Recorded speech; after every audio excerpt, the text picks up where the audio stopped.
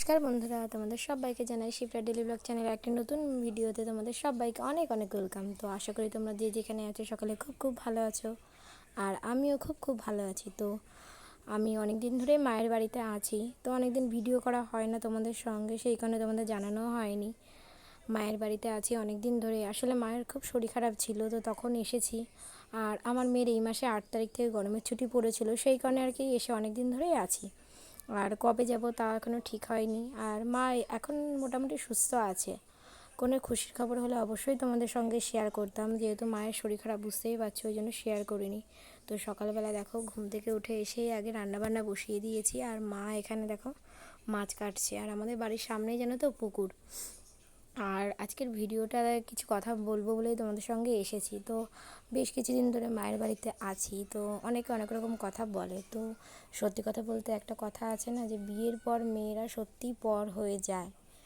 তো এটা অ্যাকচুয়ালি সব ফ্যামিলির জন্য, সবার জন্য একরকম নয়। তো আমার মায়ের শরীর খারাপ যখন হয়েছে, তো বাবা আগে সবার প্রথমে মেয়েদেরকেই ডেকেছে, সব মেয়েকে আর কি, যে মায়ের শরীর খারাপ সবাই আয়। কারণ আমার বাবার তো কোনো ছেলে নেই, আর এতদিন ধরে মায়ের বাড়িতে আছি, তো বাবা মার কোনো সমস্যা হয় না, বাট যেমন হয় আর কি, আশেপাশে সবারই একটু লাগে যে এতদিন ধরে মায়ের বাড়িতে আছিস, এতদিন ধরে মায়ের বাড়িতে আছিস।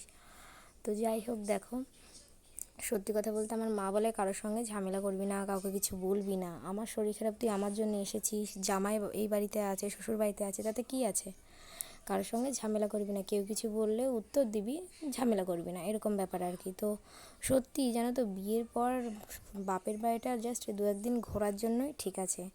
কারণ এসে থাকলে সেটা একটু অন্যরকমই দেখায়, সেটা আশেপাশে যারা যেসব বলছে খারাপ কিছু বলেনি, আর আমার আশেপাশে সেরকম কেউ কিছু সেভাবে বলেনি, আমি এমনি আর কি কথাগুলো বলছি। আর আমাদের বাড়ি হচ্ছে, তোমাদের সঙ্গে বলা হয়নি, আমাদের নতুন বাড়ি হচ্ছে, তো ওই কারণে আরও বেশি মায়ের বাড়িতে এসে থাকা। মা আমাদের বাড়ি যখন রেডি হবে তখন তো থাকতে পারবো না, আর এতদিন বাইরে বাইরে ছিলাম, বহরমপুরে থাকাকালীন মায়ের বাড়িতে সেভাবে এসে থাকতেও পারিনি। তো যাই হোক, তো দেখো এখানে তোমাদের সঙ্গে কথা বলতে বলতে আজকে দেখেছো কত কিছু রান্না বান্না হয়ে গেছে। তো মা কিছু করেছে, আমি কিছু করেছি, আর অনেক কিছু হয়েছে, পটল ভাজা, শাক, ডাল, ডুমুর রান্না হয়েছে, অনেক কিছু রান্নাবান্না হয়েছে আর কি। তো অনেক দিন ধরে ভাবছিলাম যে তোমাদের সঙ্গে আবার ভিডিও করা শুরু করব, বাট হচ্ছিল না। তো ভাবলাম শুরু করেই ফেলি। আর এখানে দেখো দুপুরে রান্না খেয়ে দিয়ে আর কি, দুপুরে খাওয়া দাওয়ার জন্য সব রেডি ছিল, তো খাওয়া দাওয়া হয়ে গেছে। খাওয়া দাওয়ার পরে আম্মাকে বোন চুল বেঁধে দিচ্ছিল, আর বাবা দেখো পেছনে শুয়েছিল, মা শুয়েছিল ঘরের মধ্যে। আর আমার মেয়ে চলে গেছে মাসির বাড়ি, বড় মাসির বাড়ি ঘুরতে। ও আসলে এখানে ওর খুব ভালো লাগে। তো দেখো এটা হচ্ছে আমার মায়ের ঠাকুর ঘর। তো আজকে হচ্ছে বৃহস্পতিবার। তো সকালবেলা মা ঘুম থেকে করে, জানো তো সকালবেলা 7টার সময়, আর আমার যেহেতু যেহেতু মায়ের বাড়িতে টাইম কলে, সেহেতু সকালবেলা উঠে মা স্নান টান করে আগে পুজোটা দিয়ে নেয়। কারণ টাইম কলে তো সারাদিন জল থাকবে না, 6টা থেকে সকালবেলা 9টা পর্যন্ত জল থাকে, ওই কারণে আর কি। তো মা খুব সুন্দর করে গুছিয়ে গেছে, নিজে হাতে পুজো দেয়। আর সন্ধ্যাবেলা দেখো আমরা হচ্ছে লাড্ডু খেয়েছিলাম, মা দোকান থেকে লাড্ডু এনেছিল, গজা এনেছিল, সোনপাপড়ি এনেছিল, তো সব বসে খাচ্ছিলাম আর কি।